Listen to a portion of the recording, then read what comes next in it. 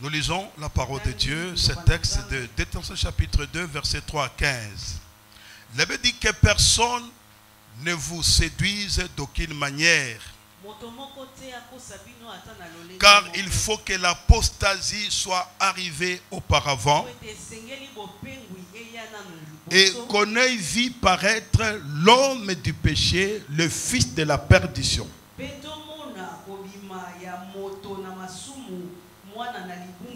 L'adversaire qui s'élève au-dessus de tout ce qu'on appelle Dieu et de tout ce qu'on adore, jusqu'à s'asseoir dans les temples de Dieu,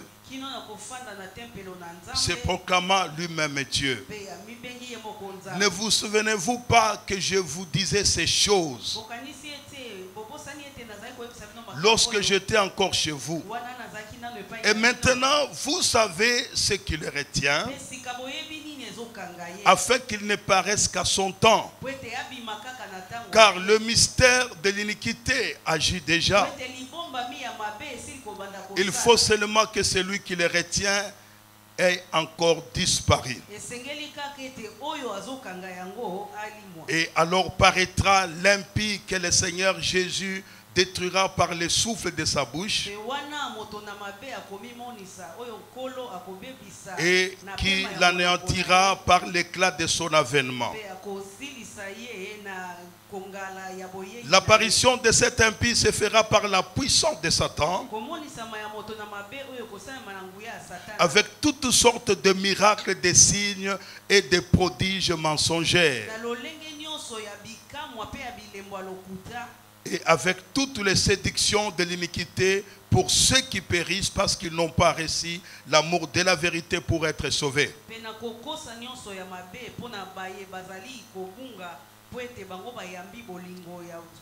Aussi Dieu leur envoie une puissance d'égarement pour qu'ils croient au mensonge, afin que tous ceux qui n'ont pas cru à la vérité, mais qui ont pris plaisir à l'injustice, soient condamnés. Pour nos frères bien-aimés du Seigneur, nous devons à votre sujet rendre continuellement grâce à Dieu,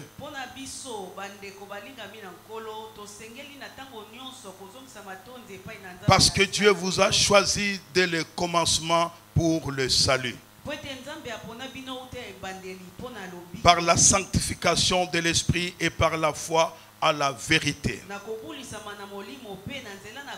C'est à quoi il vous a appelé par notre évangile,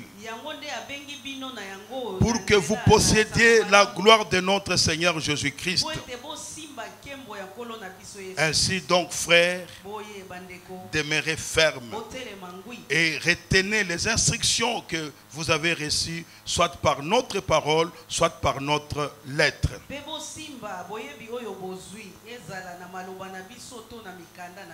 Que Dieu bénisse sa parole. Vous pouvez vous mettre.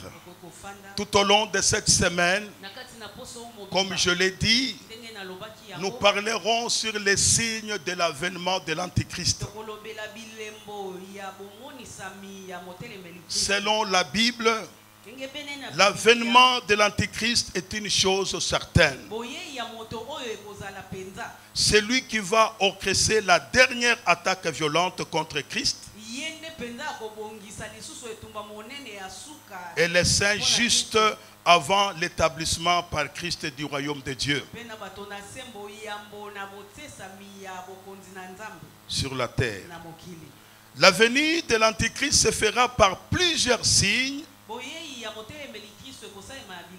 qui annonceront sa venue et son apparition sur terre.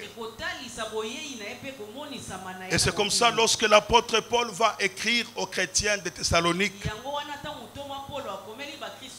écoute ce qu'il dit au verset 3, que personne ne vous séduise d'aucune manière,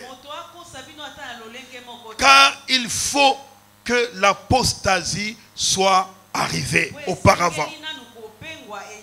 Donc la première chose, ou le premier signe que l'apôtre Paul évoque, Paul parle d'abord que l'apostasie doit se manifester. C'est parmi les signes qui annoncent la venue ou l'avènement de l'Antéchrist. Et quand il faut parler de l'apostasie, parce qu'aujourd'hui nous sommes en train d'introduire notre thème, et ensuite nous parlerons de la personne de l'Antéchrist. Et ces différents signes seront développés au courant de cette semaine à travers les différents orateurs. Alors, Paul parle d'abord de l'apostasie qui doit se manifester. L'apostasie, c'est tout simplement l'abandon de la foi. C'est-à-dire, parmi les signes qui annonceront l'avènement de l'Antéchrist, on constatera qu'il y a plusieurs personnes qui vont abandonner la foi. Et je parlerai de l'apostasie sous deux manières. L'apostasie théologique et l'apostasie morale. Quand nous parlons de l'apostasie théologique, c'est tout simplement un détournement, un rejet d'une partie ou de la totalité des enseignements originaux de Christ et des apôtres.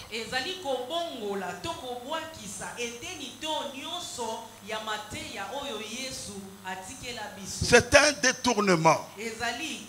C'est un rejet d'une partie ou la totalité des enseignements originaux de Christ et des apôtres. Bien-aimés, nous sommes dans un temps où la parole de Dieu est rejetée. Nous sommes dans un temps où les gens ne vivent plus selon la parole de Dieu. Je me souviens lorsque on se convertit dans les années, il y a plus de 30 ans. La première chose qui nous avait été dit, c'est la méditation journalière de la parole de Dieu. Et à cet effet, on utilisait souvent le lecteur de la Bible. Et on étudiait régulièrement la parole de Dieu. Mais aujourd'hui, ce n'est pas le cas. Aujourd'hui, on constate qu'il y a un détournement de la parole de Dieu. Aujourd'hui, on constate qu'il y a un rejet d'une partie ou de la totalité des enseignements des apôtres ou des enseignements de notre Seigneur Jésus-Christ.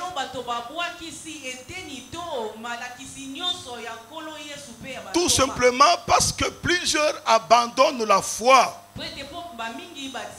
Et quand vous lisez dans 1 Timothée chapitre 4 verset 1, la Bible dit, mais l'Esprit dit expressement que dans les derniers temps, quelques-uns abandonneront la foi pour s'attacher à des esprits séducteurs et à des doctrines des démons. Donc dans ces temps de la fin, il y a une stratégie de la part du monde des ténèbres, c'est de créer des doctrines des démons. Regardez, il y a quelques années, toutes ces religions traditionnelles avaient complètement disparu.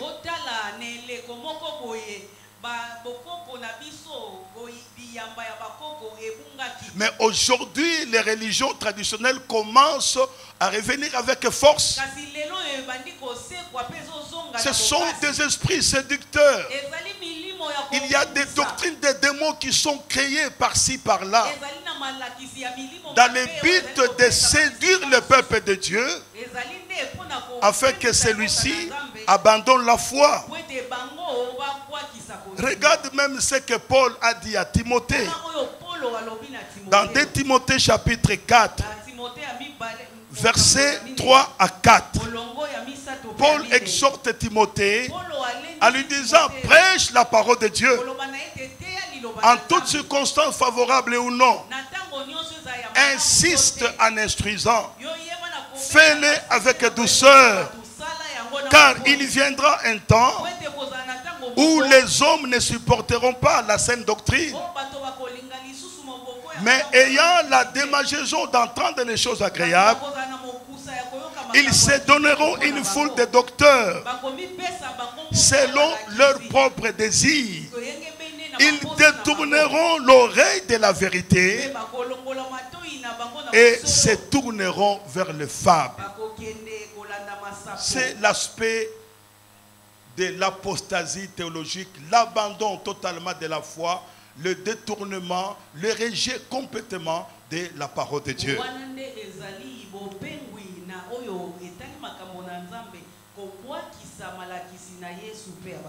Il y a aussi ce que nous appelons l'apostasie morale, qui est marquée par la rupture de la relation personnelle avec Christ qui conduit au salut.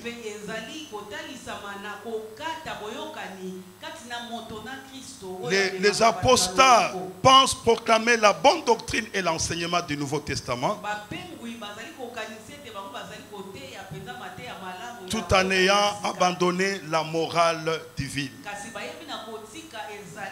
Ici, quand nous parlons de l'apostasie morale, c'est-à-dire nous voyons des gens qui prêchent la parole de Dieu, mais qui en fait ne sont plus en relation avec le Seigneur, parce qu'ils ont complètement rejeté la morale divine.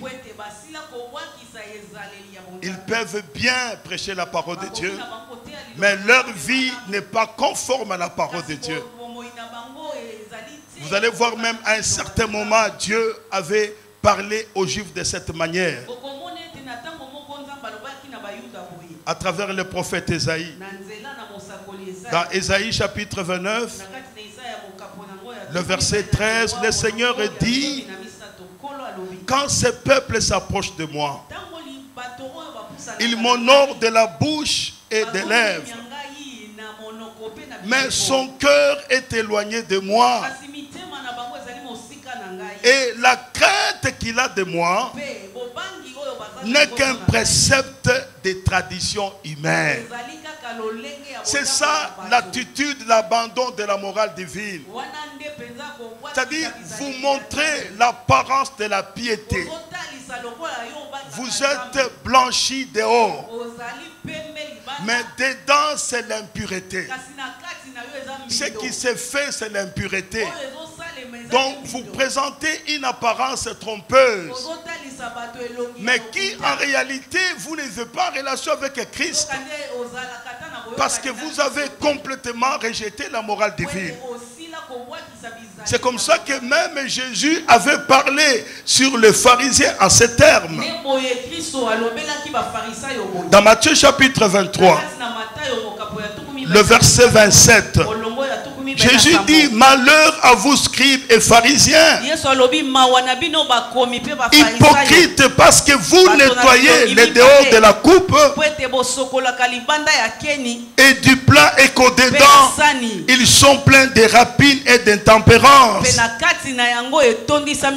Pharisiens aveugles, nettoie premièrement l'intérieur de la coupe et du plat afin que l'extérieur aussi devienne net. Malheur à vous scribes et pharisiens hypocrites, parce que vous ressemblez à des sépulcres blanchis qui paraissent beaux au dehors, mais qui au dedans sont pleins d'ossements de mort et de toutes sortes d'impuretés. C'est ça l'abandon de la morale divine. On annonce la parole de Dieu, on enseigne la parole de Dieu, mais on n'est plus en relation avec le Seigneur, mais on commet des délits incroyables. Et c'est ça, Jésus a qualifié le monsieur avec les pharisiens. Donc nous nous présentons au dehors comme des tombeaux blanchis, mais au dedans nous sommes remplis de toutes sortes d'impuretés, tout simplement parce qu'il y a l'abandon de la morale divine, parce que plusieurs sont atteints par l'apostasie. Deuxième chose que l'apôtre Paul a évoquée ici, après qu'il ait parlé, il faut que l'apostasie soit arrivée. Il parle aussi du ministère de l'iniquité qui agit déjà. Le mystère de l'iniquité qui agit déjà. Quand on parle de mystère de l'iniquité, les mystères, ce sont des choses cachées. Alors, la Bible parle de mystère des choses cachées, le mal qui est caché, le mal que plusieurs commettent en secret.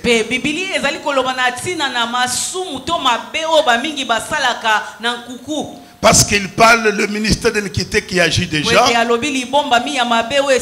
Mais ce mystère de l'iniquité prendra de l'ampleur jusqu'à atteindre son point culminant, en ridiculisant même toutes les normes et tous les commandements reconnus sacrés dans la Bible. Et en laissant preuve d'indifférence à leur égard. À cause de l'esprit, un signe qui domine, un signe qui provoque à ce que les gens vivent dans une vie d'iniquité.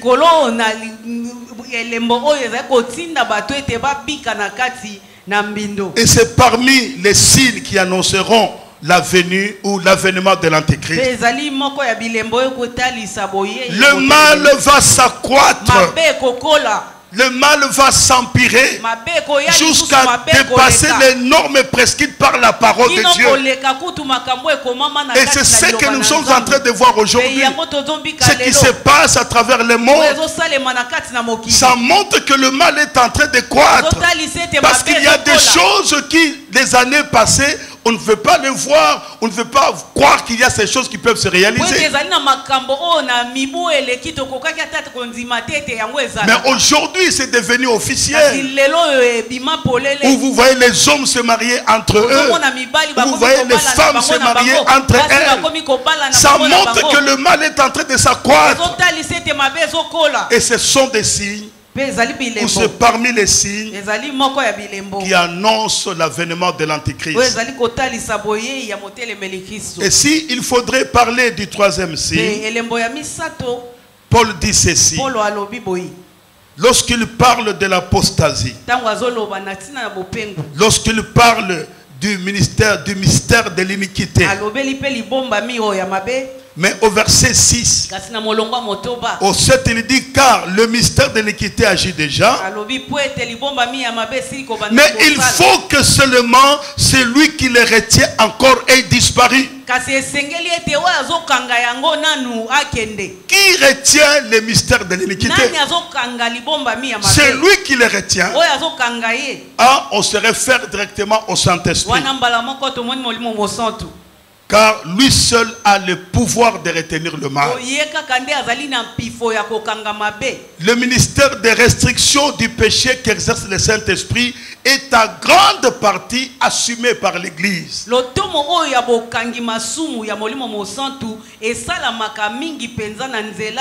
Quand vous lisez dans 1 Corinthiens chapitre 3 verset 16, il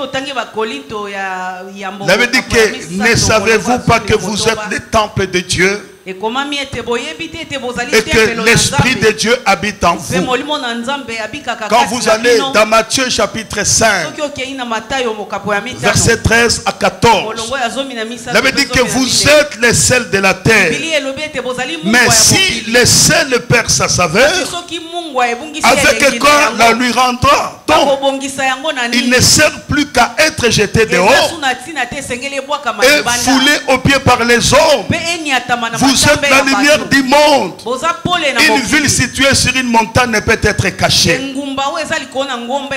Donc le mystère ou le ministère du Saint-Esprit pour arrêter le mal, c'est à travers l'Église. Et j'aimerais vous dire qu'actuellement le Saint-Esprit est en permanence. Le Saint-Esprit est en train d'agir. Le Saint-Esprit est en train de préparer l'Église à l'enlèvement. Et lorsque l'Église sera enlevée, le Saint-Esprit partira partira. Donc son action ne sera plus permanente. Maintenant, il va commencer à faire des actions ponctuelles pendant la tribulation. Parce qu'après l'enlèvement de l'église, ce ne sera pas la fin du monde. L'église sera enlevée lorsque nous nous référons à 1 Thessaloniciens chapitre 4, à partir du verset 13. Paul s'adressant aux chrétiens de Thessalonique, il dit: frères, je ne veux pas que vous soyez à l'ignorance au sujet de ceux qui dorment ou ceux qui sont décédés. C'est qu'au son de la trompette de l'archange, le Seigneur descendra du ciel et va s'arrêter dans les airs. Et les morts en Christ vont ressusciter premièrement. Et nous les vivants, nous irons tous à la rencontre du Seigneur dans les airs. Amen. Amen. Et quand l'église est enlevée, le Saint-Esprit part avec l'église. Maintenant, pendant la tribulation, parce qu'après l'enlèvement de l'église, la vie continuera sur la terre. Ce ne sera pas la fin du monde. C'est juste l'église qui est enlevée. Parce que ce que vous devez comprendre, l'église est venue du ciel. Ici sur la terre, elle est en train de faire la mission de Dieu. Parce que l'église existe à cause de la mission de Dieu. Lorsqu'elle finira la mission de Dieu, elle va rentrer au ciel. Mais souvenez-vous, bien-aimés, le jour de l'enlèvement, il y aura des choses terribles qui se feront. Imaginez-vous, vous êtes dans un avion et que le pilote a été enlevé. Où finira cet avion-là? Alléluia. Alléluia. Et c'est comme ça que le Saint-Esprit, dans ces temps de la fin, il est en train de travailler efficacement et puissamment dans le sens de préparer l'église à l'enlèvement. Et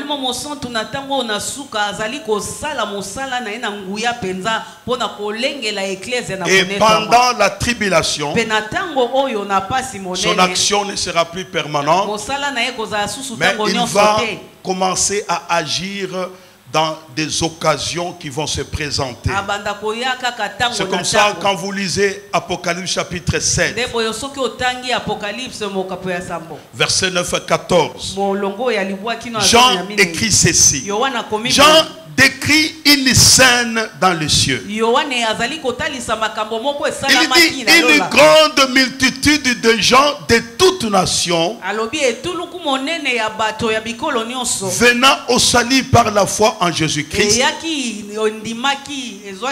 Ils se tiennent devant le trône et devant l'agneau, revêtus de robes blanches et de palmes dans leurs mains. Je lui dis: mon Seigneur, tu le sais. Et il me dit: ce sont ceux qui viennent de la grande tribulation. Ils ont lavé leurs robes et ils ont blanchi dans le sang de l'agneau. Donc pendant la tribulation, le Saint-Esprit continuera cette action ponctuel à sauver des gens, mais le Saint-Esprit ne sera plus permanent comme il est aujourd'hui.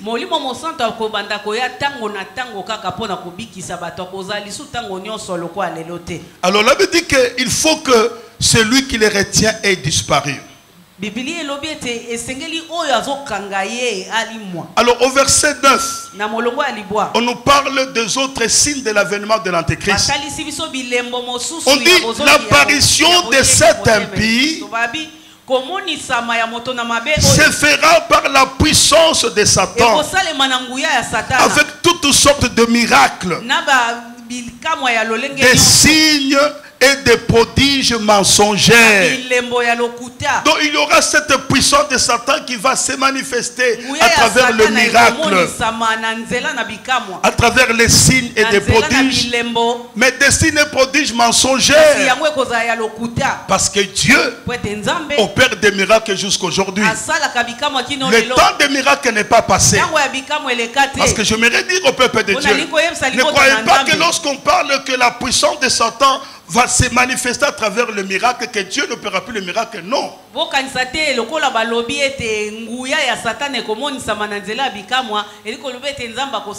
Mais ce qu'il faut comprendre, c'est que les miracles opérés par Satan ou par l'Antéchrist, ce sont des faux miracles. Mais Dieu continue jusqu'aujourd'hui à opérer des miracles. Le temps des miracles n'est pas passé. Jusqu'aujourd'hui, le Dieu en qui nous avons cru, c'est un Dieu qui opère des miracles, des signes et des prodiges. Donc parmi les signes que l'Antéchrist se fera connaître, c'est aussi par cette puissance de Satan et par certains miracles.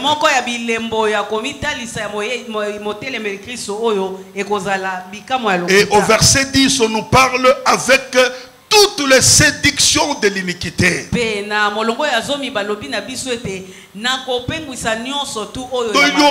Il y aura un temps où la séduction sera encore plus grande, c'est ça, ce temps de la fin. C'est ce que Jésus avait prédit dans Matthieu chapitre 24, verset 24. Il dit, il y aura l'apparition des faux prophètes et des faux Christ qui opéreront de miracles pour séduire. Même les élus de Dieu seront séduits. Donc cela montre à travers ces signes qu'il y aura toutes ces séductions de l'iniquité à travers les esprits séducteurs et les doctrines des démons. Et voilà, tous ces signes que je viens d'énumérer seront développés d'une manière détaillée, d'une manière développée en profondeur par les différents orateurs. Parce que nous devons comprendre ces signes et vous allez voir que réellement il y a des signes qui sont en train de s'accomplir ou de se réaliser de jour au jour.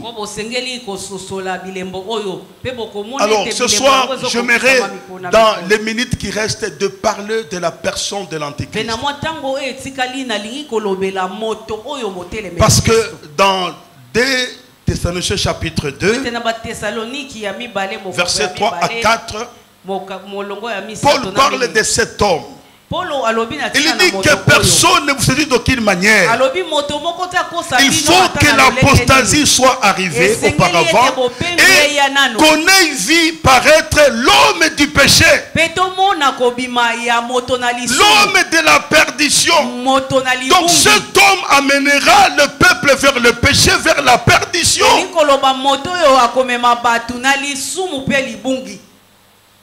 Et la Bible dit que l'adversaire,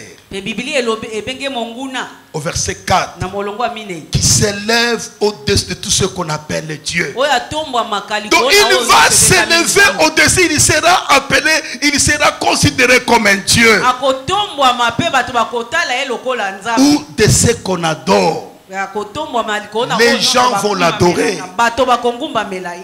Les gens vont l'adorer. Jusqu'à s'asseoir dans les temples de Dieu, se proclamant lui-même Dieu. Il fera une alliance avec les Juifs pour que les Juifs puissent répandre les sacrifices dans les temples. Mais au milieu, il va rompre cette alliance parce qu'il va demander qu'on introduise son image dans les temples pour qu'il soit adoré. Et c'est là maintenant que les Juifs comprendront que ça c'est l'Antéchrist. Parce que le monde entier va adorer cet homme. La personne de l'Antéchrist. Qui est l'Antéchrist? Le terme Antéchrist est constitué de deux mots. Anti, qui signifie celui qui est contre ou qui supplante Christ. Un autre terme utilisé est celui de l'antéchrist.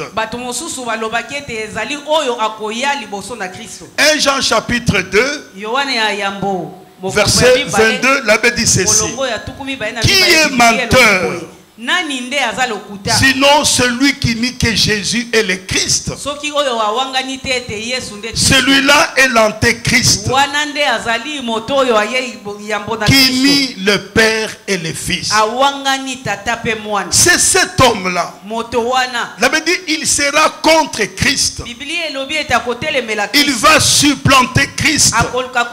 Il va se proclamer Dieu. Il sera adoré par le monde. Parce que le monde voyant dans cet homme comme un génie. Alors il y a ici différentes appellations concernant l'antéchrist. Je commence d'abord par l'apôtre Jean. Pour l'apôtre Jean, il parle de l'antéchrist comme une personne. 1 Jean chapitre 2 verset 18, il dit ceci: petits enfants, c'est la dernière heure. Et comme vous avez appris qu'un antéchrist vient, il y a maintenant plusieurs antéchrists. Par là, nous connaissons que c'est la dernière heure. Jean parle de l'antéchrist comme étant une personne qui vient, qui va venir. Paul donne à l'antéchrist des noms qui ne peuvent s'appliquer qu'à une personne. Donc l'apôtre Paul aussi parle de l'antéchrist. Nous venons de lire dans 2 Thessaloniciens chapitre 2 verset 3. Paul dit il est mis à part comme l'homme du péché, comme le fils de la perdition.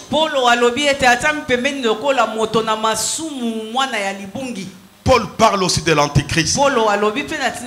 Si nous allons dans les livres de Daniel, Daniel aussi parle de cet homme. Daniel parle du même personnage comme d'un roi qui prononcera des paroles contre les Très-Hauts.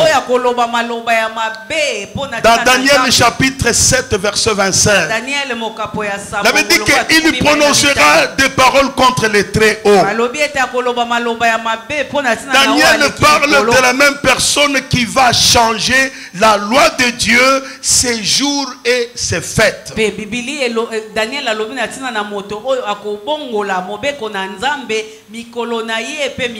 Dans Daniel chapitre 7 verset 25, il avait dit qu'il espérera changer le temps et la loi.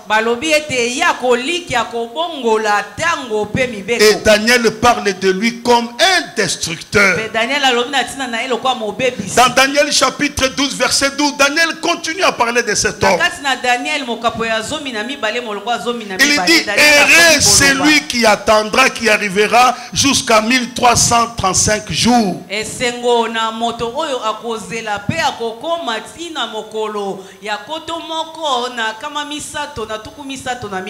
Dans l'évangile selon Matthieu, on parle de faux Christ et de faux rois. Dans Matthieu 24 verset 24 et 1, car il s'élèvera de faux Christ et de faux prophètes. Il s'agit toujours de cet aspect de cet homme. Apocalypse aussi décrit cet homme. Jean a reçu la révélation de cet homme. Lorsque vous allez dans Apocalypse chapitre 13, verset 1 à 4, Jean dans Apocalypse l'appelle la bête. La bête qui monte de la mer. C'est-à-dire l'antichrist viendra des nations, la mer qui représente les nations. Car dans la prophétie, la mer parle des nations. Ça parle des nations, de peuples. Toujours Daniel, il parle de la bête qui monte de la mer, c'est l'antichrist. Mais toujours Daniel, il parle aussi d'une bête qui monte de la terre. C'est là où sortira le faux prophète qui est l'image de la bête qui monte de la terre. Parce que le faux prophète jouera le rôle du Saint-Esprit.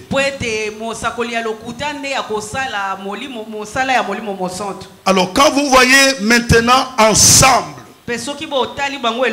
tel que l'Apocalypse parle, il y a le dragon qui est Satan, il y a l'antichrist, il y a l'opposé de Christ, il y a le faux prophète. Cela compose la Trinité diabolique.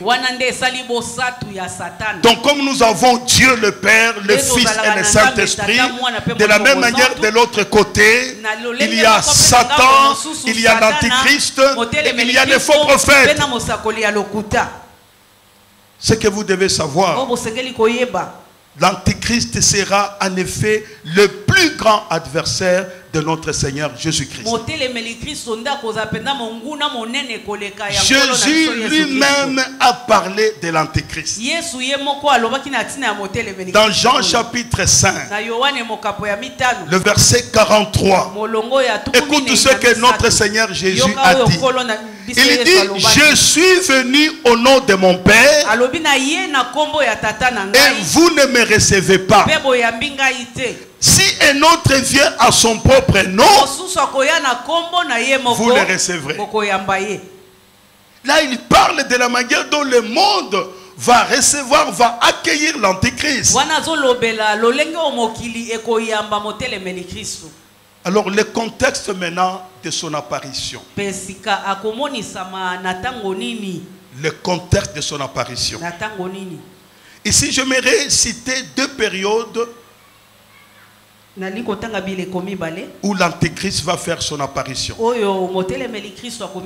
La première période, c'est ce que nous appelons la dernière heure. C'est le temps de la fin. Le temps dans lequel nous vivons maintenant.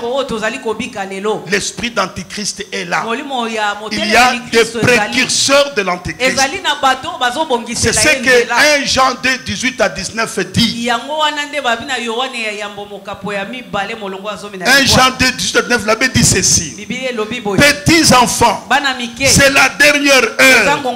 Et comme vous avez appris qu'un antichrist vient, il y a maintenant plusieurs antichrists. Par là, nous connaissons que c'est la dernière heure.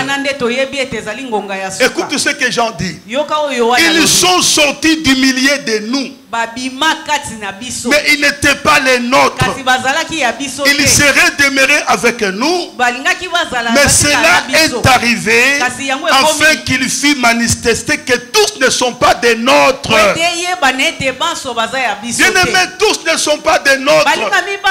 Tous dans le monde ne sont pas serviteurs de Dieu. Alléluia. Amen. Tous ne sont pas serviteurs de Dieu. Tous ne sont pas ministres de Dieu. Jean le dit très bien. C'est dans les dernières heures.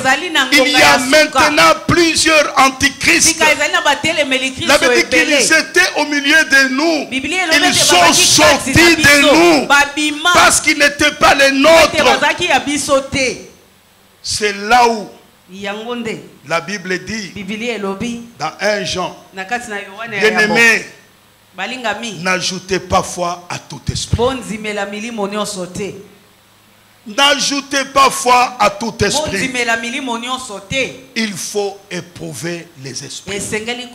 Plusieurs esprits agissent maintenant dans le monde. Il faut avoir un discernement pour comprendre de quelle manière l'Esprit de Dieu agit.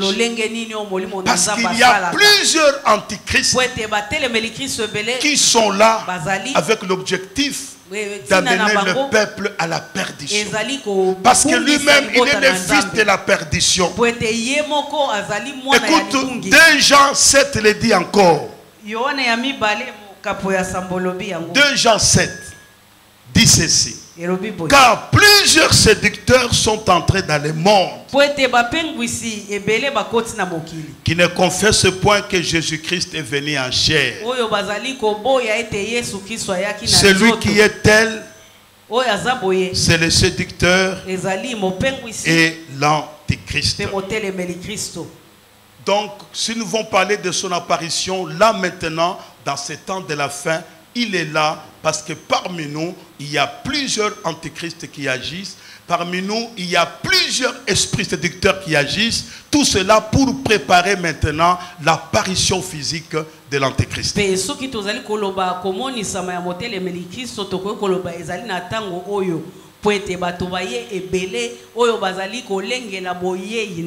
c'est comme ça que vous allez voir aujourd'hui. L'évangile qui est annoncé n'est plus l'évangile de Christ. J'aime les chrétiens de Béret. Lorsqu'ils étaient enseignés, lorsqu'on leur prêchait la parole de Dieu, quand ils retournaient chez eux, ils vérifiaient si ce qui leur était prêché était conforme à la parole de Dieu.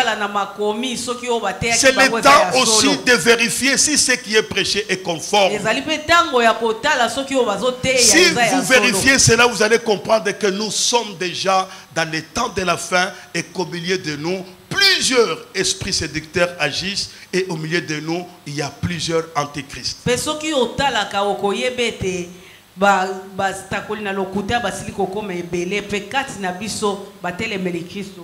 Alors la deuxième période de son apparition, là maintenant ça sera une apparition physique de la personne de l'antéchrist. Pendant le temps de la fin, je peux parler même de ses précurseurs. Mais la personne elle-même d'antéchrist apparaîtra après l'enlèvement de l'église. C'est ce que nous parlons de la deuxième période. Après l'enlèvement de l'église, l'antéchrist maintenant apparaîtra physiquement. Écoute ce que Daniel dit. Dans Daniel chapitre 9, le verset 27. Daniel dit, cet homme fera une solide alliance avec plusieurs. Pendant une semaine. Pendant une semaine. Et là, la semaine durera 7 ans. Et durant la moitié de la semaine, c'est-à-dire 3 ans et demi après, il fera cesser les sacrifices et l'offrande. Le dévastateur commettra les choses les plus abominables jusqu'à ce que la ruine et ce qui a été résolu fondent sur le dévastateur.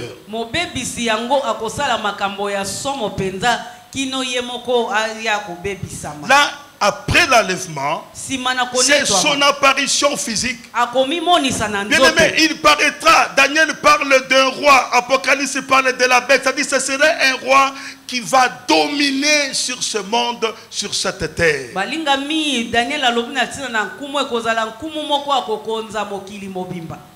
Et sa religion c'est que l'Antéchrist séduira les masses de peuples de toute la terre. Il parlera contre les Très-Hauts. Il parlera à mal contre Dieu. Écoutez ce que dit Apocalypse.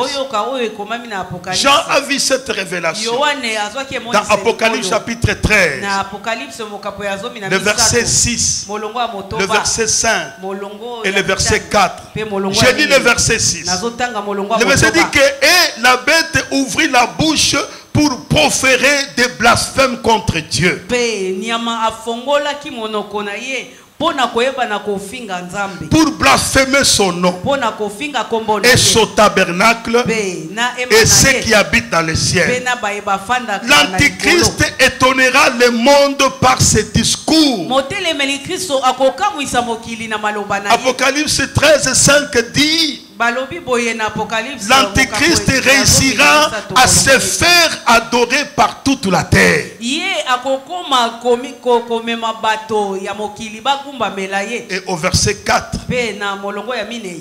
Apocalypse 13, 4, il avait dit que toute la terre était dans l'admiration derrière la bête. Ils adorèrent les dragons parce qu'il avait donné l'autorité à la bête, et ils adorèrent la bête.